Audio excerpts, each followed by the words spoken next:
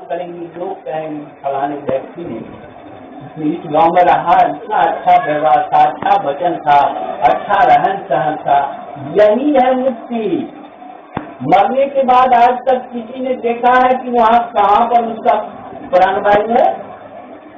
क्या उसका विधि विधान हो रहा है? मरने के बाद आज तक किसी ने देखा है? नहीं देखा। सब चीज यहाँ पर भोगना होगा। अच्छा कर्म बुरा कर्म इस जगह भोग करके तब जा करके तुम्हें शरीर को त्यागना होगा। मरने के बाद आज तक किसी को सजा देते हुए हम लोग नहीं देखे। सभी जीवित रहते हुए भोग करके। अब हमारे बगल में एक यादव जी थे, उसका बहन उसको 5 बीघा जमीन खरीद दिया। लो तुम्हारा गरीबी हालत है, ये जमीन बो करके तुम अपना बाल बच्चे का भरण पोषण करो। जब सामर्थ्य हो जाएगा तो मुझे ये जमीन वापस कर देना। और वो भाई ऐसा बहन को कुछ अनाज नहीं देता था। जब मरने का समय हुआ उसका पूरा मुंह कैंसर होकर के पूरा मुंह का मांस खंगाल दिया। नली हड्डी दिखता था, मांस नहीं था। उसके बेटे का भी वही गति हुआ, उसका पत्नी का भी वही गति हुआ। हमने देखा अपनी आंखों से बहन का धन खा करके उसका जमीन हड़प लेना, उसका क्या गति होता हमने देखा है। वही नरेंद्र अजोधी यादव को पूरा ये कैंसर होकर के पूरा मांस खंगाल दिया। देखता नहीं है, लेकिन वो बैठे हैं ना, तब तो देखते हैं। हाँ, आज मान लो हम अच्छे कर्म करेंगे तो वो भी देख रहे हैं भगवान, और बुरा कर्म करते हैं हम लोग तो लोग सोचता है कि हमको किसी ने नहीं देखा। अरे मूर्ख हो तुम। तुम्हारे अंदर जो तार जुड़ा हुआ है उस परमात्मा का, जो आत्मा कहते हैं। ये शरीर, इतना शरीर है इस शरीर में। इस शरीर में क्या शरीर है? 3 शरीर है। एक है स्थूल शरीर, जिसको हम लोग दाह संस्कार करते हैं, जिसे स्थूल शरीर कहते हैं। और दूसरा कारण शरीर है। इस शरीर में दूसरा कारण शरीर है और तीसरा एक सूक्ष्म शरीर इसके अंदर है। अब सूक्ष्म शरीर किसको कहते हैं? आज मान लीजिए घर में सोए रहते हैं, बिस्तर पर, पलंग पर, जमीन पर, चाहे जहाँ भी सोए हैं, हाथ पर सोए, चौकी पर सोए, सोते हैं अपने घर में। और स्वप्न हम लोग देखते हैं कि भाई आज मथुरा में है, आज वृंदावन में कान्हा का दर्शन कर रहे हैं। सपनाते हैं कि अपने नैहर में है, भाई का शादी देख रहे हैं, पिताजी का शादी देख रहे हैं। सपन देखते हैं ना? तो बताइए, जब सोते हैं आप अपने घर में, फिर वहाँ कौन जाता है भगवान करने? उसी को हम लोग सूक्ष्म शरीर कहते हैं। तो शरीर में होता क्या है? हमारा आपका जैसे मोबाइल है ना, मोबाइल में एक मेमोरी कार्ड होता है, एक होता है सिम। सिम से हम लोग बात करते हैं। मेमोरी कार्ड में क्या होता है?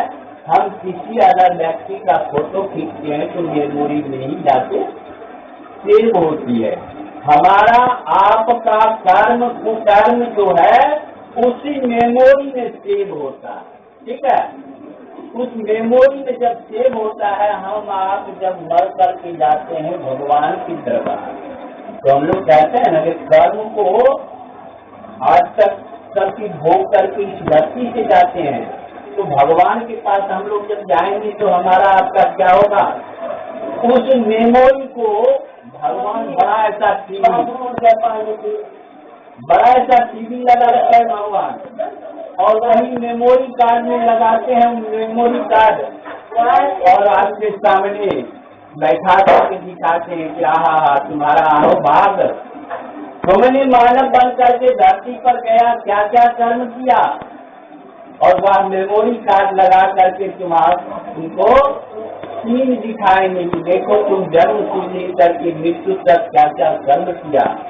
वहाँ पर क्या कहेंगे कि प्रभु हम नहीं है, चलेगा वहाँ? नहीं चलेगा।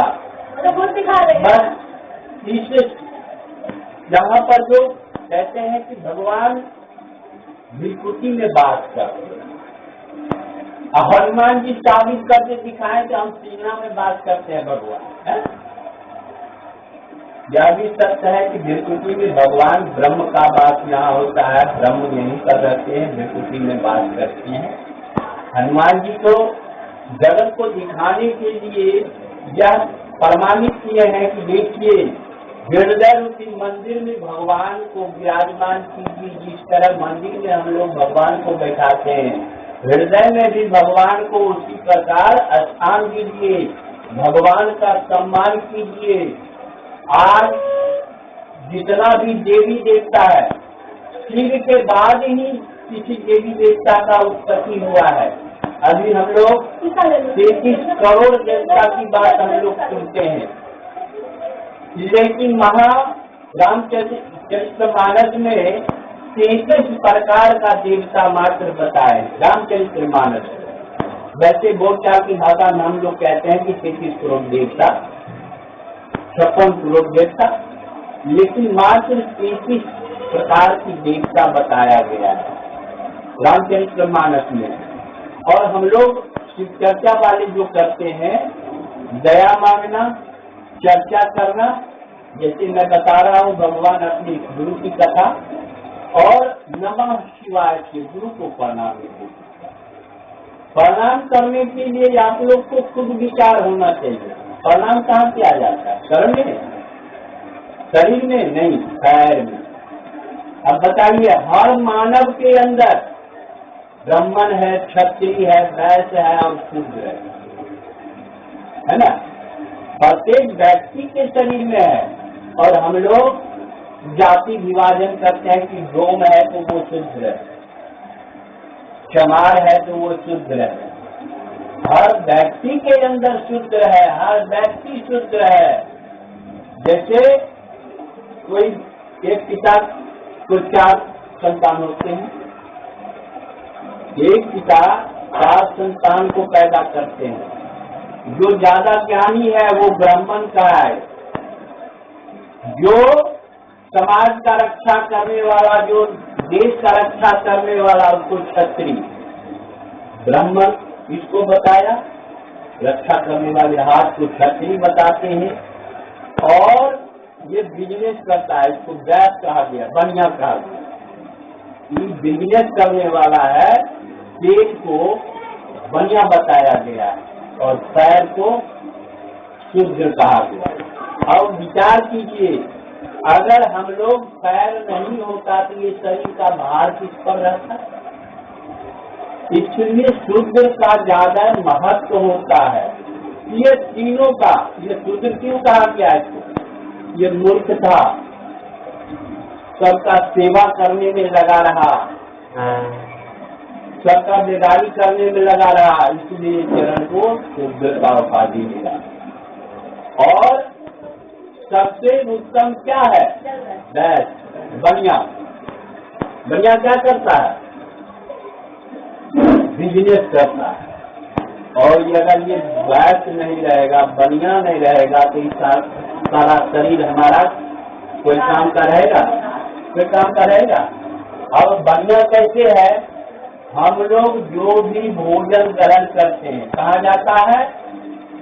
पेट के अंदर। भोजन जहाँ जा करके इसको क्या करता है? बिजनेस करता है, विभाजन करता है। वह अन्न को गला करके उसका जो प्रोटीन जहाँ जहाँ भेजना होता है वो सप्लाई करते हैं। इसलिए सबसे ज्यादा महत्व बनिया का दिया गया है, पेट का दिया गया है। अगर यह बनिया नहीं रहेगा तो हमारा शरीर कोई काम का नहीं। जिसको तो तंदुरुस्त रखना चाहिए, इसका महत्व देना चाहिए। हम लोग क्या करते हैं? मांस, मछली, अंडा, बैजा, साड़ी, दारू सब की भक्षण।